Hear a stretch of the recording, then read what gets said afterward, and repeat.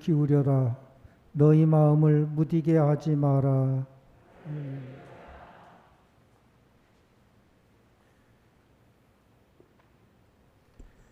주님께서 여러분과 함께 또한 사제의 영과 함께 마테오가 전한 거룩한 복음입니다. 주님 영광 받으소서. 그때 예수님께서 당신이 기적을 가장 많이 일으키신 고을들을 꾸짖기 시작하셨다. 그들이 회개하지 않았기 때문이다. 불행하여라 너 코라지나, 불행하여라 너 벳사이다야. 너희에게 일어난 기적들이 티로와 시돈에서 일어났더라면 그들은 벌써 자루옷을 입고 죄를 뒤집어쓰고 회개하였을 것이다. 그러니 내가 너희에게 말한다. 심판날에는 티로와 시돈이 너희보다 견디기 쉬울 것이다. 그리고 너 가파르나우마, 내가 하늘까지 오를성 싶으냐?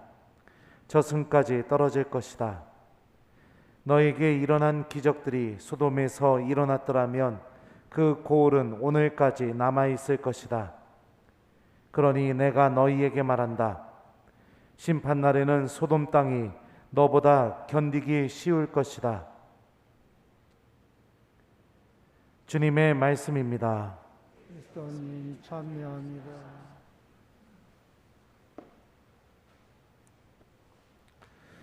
오소서 성령님.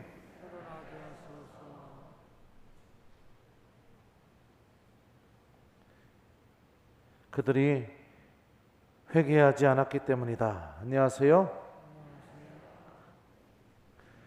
큰일 났습니다. 근데 분명히 미사 전에 여기다 강론을 넣었는데 강론 원고가 들어오질 않았습니다. 그래도 할 수 있습니다. 묵상했으니까. 당황스럽네요. 강론 원고가 들어오지 않았으니까요. 자, 오늘 복음에서 예수님께서는 코라진, 벳사이다, 그리고 카파르나움에게 불행하여라 라고 이렇게 말씀하십니다. 불행한 이유가 뭘까요? 예? 맞아요. 회개하지 않았기 때문이다 라는 이 말씀 때문입니다. 여러분들 이거를 잘 기억해야 됩니다. 하느님 안에서 가장 불행한 사람은 회개하는 삶이 사라진 삶입니다. 회개한다는 게 어떤 것을 의미하냐면 오늘부터 죄 짓지 않는 거, 오늘부터 기도 열심히 하는 거, 이런 것도 회개의 모습들이죠. 근데 제가 말씀드린 것은 회개의 모습들이라는 거예요. 이 모습이라는 것은 어떤 일이 벌어져야 그 결과로 나한테 드러나는 것입니다. 근데 우리들은 회개는 생각하지 않고 회개의 모습들만 하려고 하는 경향들이 굉장히 많습니다. 오늘부터 미사 열심히 나가야지, 오늘부터 기도 열심히 해야지, 오늘부터 성경 말씀 잘 들어야지.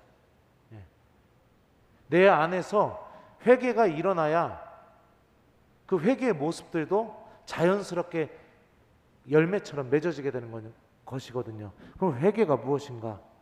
그리스 말로 회개라는 말은 제가 몇 번 얘기했을 겁니다. 뭐뭐와 함께 생각하다, 이런 의미입니다. 회개하다라는 단어 자체가. 그러니까 하느님과 함께 생각하는 삶, 하느님 말씀과 함께 생각하는 삶, 이게 내 안에 자리 잡혀야 오늘부터 기도도 가능해지는 것이고, 오늘부터 성경 말씀도 읽는 것이 가능해지는 것이고, 오늘부터 성체조배 하는 것도 가능해지는 것입니다. 근데 많은 경우 우리는 뭐 사순 시기가 됐던 대림 시기가 됐던 그런 특별한 시기가 찾아오게 되면 회개해야지, 오늘부터 담배 끊어야지, 오늘부터 술 끊어야지, 오늘부터 미사 열심히 나가야지, 이렇게 하면서 회개의 열매들만 하려고 하는 게 문제라는 것이죠. 신앙생활에 있어서 가장 불행한 것은 바로 하느님과 함께 생각하는 이 삶이 내 안에서 완전히 사라져버린 것. 하느님 말씀과 함께 생각하는 그 믿음이 내 안에서 사라져버린 것. 이게 신앙생활에서 가장 불행한 모습입니다. 이 모습은 하느님 말씀이 들리지가 않습니다. 그리고 그분의 말씀이 기억나지도 않습니다. 그래서 그분의 말씀이 나를 움직이지도 않습니다. 그리고 오늘 하루 내가 무엇을 믿고 살아가야 되는지 신앙의 목적도 없습니다. 뭐냐? 그냥 성당 오고 성체 모시고 집에 가고 끝.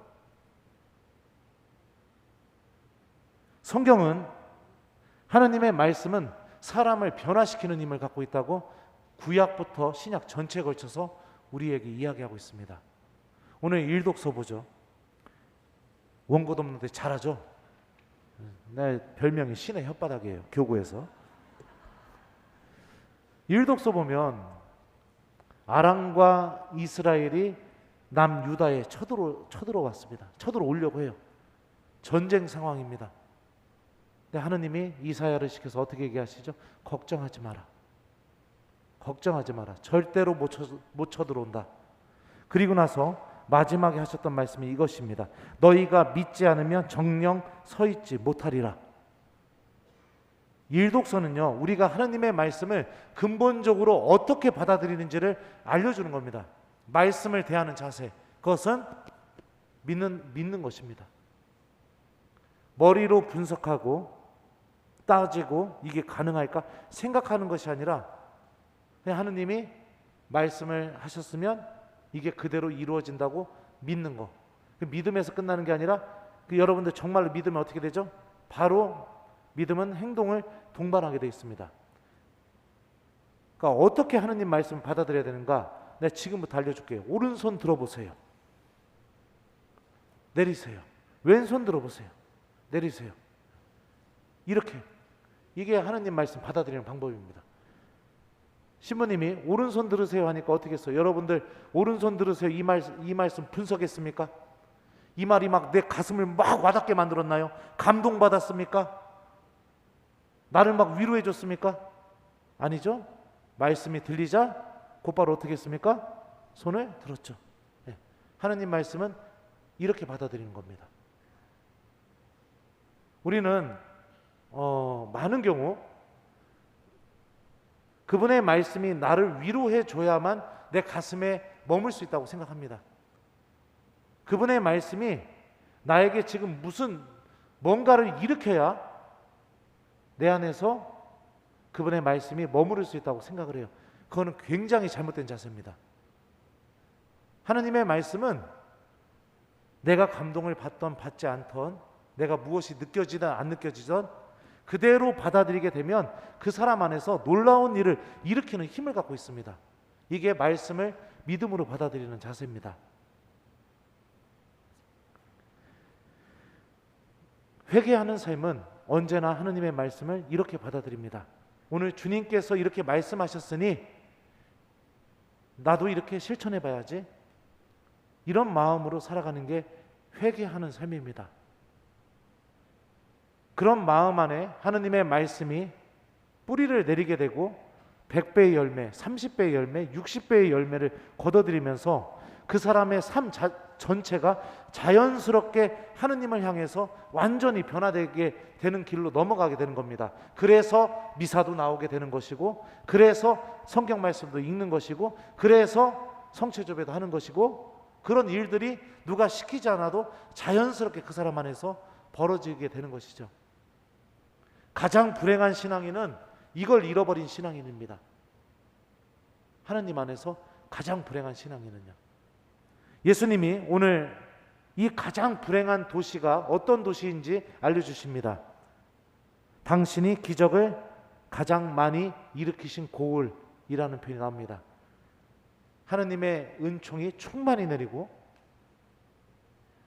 하나님의 기적이 계속해서 이루어지게 되고 하나님의 신비를 너무나 충만히 느끼게 되는 그런 아주 좋은 환경에 놓여 있는데, 누가 봐도 잘 믿고 잘 회개하고 잘 하나님께 돌아설 수 있는 그런 요소를 갖추고 있는데, 너무나 아이러니하게 그런 곳에서 회개하는 삶이 전혀 존재하지 않는다는 거죠. 그러니까 우리는 여러분들 잘 생각해야 돼요. 기적이 일어나게 되면 믿음이 커진다. 이거는요 잘못된 겁니다. 잘못된 생각이에요. 바오로 사도가 얘기하죠. 그러므로 믿음은 들음에서 오고 들음은 그리스도의 말씀으로 이루어집니다. 로마서에 있는 말씀입니다. 로마서 5장입니다. 대단하죠? 원고도 없는데 그냥 살아있는 성경입니다. 성경은 분명히 알려줍니다. 우리 믿음의 뿌리가 기적이 아니라 하느님의 말씀이고 하느님의 말씀을 듣는 마음이 우리들 믿음의 뿌리라는 걸 알려주고 있죠. 기적만 요구하다 보면 교우 여러분들 가장 불행한 신앙인이 될 수 있습니다. 기적은 내가 하느님의 말씀을 붙들고 살게 될 때 주님께서 선물처럼 일으켜 주시는 것이 기적인 것입니다.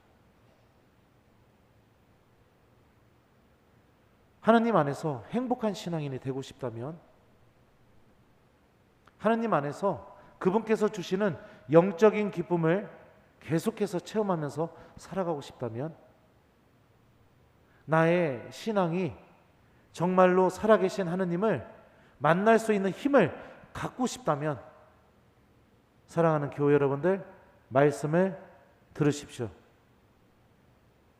듣는다는 것이 그냥 듣는 게 아니라 아까 신부님이 얘기했던 것처럼 오른손 들어보세요 하면은 듣자마자 오른손 들었던 것처럼 하느님의 말씀을 그렇게 받아들이십시오. 그리고 그 말씀을 기억하십시오. 그렇게 되면 여러분들의 삶은요, 회개를 향해서 걸어나가는 삶, 회개가 여러분들 안에서 자연스럽게 이루어지게 되면서 그 말씀이 여러분들 안에서 열매를 맺어내기 시작합니다. 그래서 오늘부터 무엇을 해야지 이런 신앙생활이 아니라 그냥 하느님 말씀이 생각이 나서 그것을 안 하면은 내가 못 베길 것 같아서, 예레미야가 그러잖아요. 더 이상 그분의 말씀을 선포하지 않겠다 했는데 뼛속에 가둬둔 하느님의 말씀이 불처럼 타올라서 내가 그것을 견디지 못한다고 그렇게 고백했던 것처럼, 내가 기억했던 말씀들이 내 안에서 막 생각이 나서 나를 가만히 두지 못하게 되는 그런 놀라운 은총의 상태로 넘어가게 됩니다. 그러니까 불행해지지 않으시려면 하느님의 말씀을 기억하시고 들으십시오. 이게 오늘 독서와 복음이 우리에게 알려주는 가장 행복한 신앙인, 하느님 안에서 생명을 얻고 있는 신앙인의 모습인 것입니다. 그동안 신부님 전 그렇게 살아본 적 없습니다. 그동안 그렇게 살아본 적 없다면 이제 본당 신부님 바뀌었으니까 이제부터는 이렇게 사셔야 됩니다. 나는 여러분들 다 데리고 천국 가고 싶어요. 아무도 그 예외되는 사람이 없이 전부 다 데리고 천국 가고 싶습니다. 그러면 오늘 하루를 잘 마무리하면서 오늘 숙제는요, 우리 회개하는 저녁을 보내봅시다. 이게 숙제입니다, 여러분들. 회개는 어려운 게 아닙니다. 하느님 말씀과 함께 내가 곰곰이 생각해 보는 게 회개죠. 오늘 복음에 나오는 말씀들 중에 한 구절, 한 단어만이라도 좀 내가 계속해서 반복적으로 생각하면서 한번 나는 어떻게 살고 있나 한번 이렇게 되돌아보는 그런 시간을 가져보셨으면 좋겠습니다. 예를 들면 기적을 가장 많이 일으키신 고을들, 이렇게 좀 기억해봐도 좋고요. 나의 삶을 되돌아보면 내 삶도 기적이 가장 많이 일어난 고을들인 것 같다는 생각이 들 수 있겠죠, 그죠? 아니면 불행하여라, 뭐 이 말을 좀 생각해봐도 좋고요. 아니면 회개하지 않았기 때문이다, 이 말을 생각해봐도 좋고요. 어떤 말씀이 됐던 한 단어나 짧은 한 구절 정하셔서 오늘 주무시기 전까지 좀 계속 기억하면서 나에게 필요한 은총이 무엇일까? 이 말씀이 나에게 이루어지려면 정말 나에게 필요한 은총이 무엇일까? 고민하시고 그 은총을 성령께 청하십시오. 이게 오늘 드리는 숙제입니다. 원고 없어도 괜찮았죠? 그래요. 예. 제가 신의 혓바닥입니다.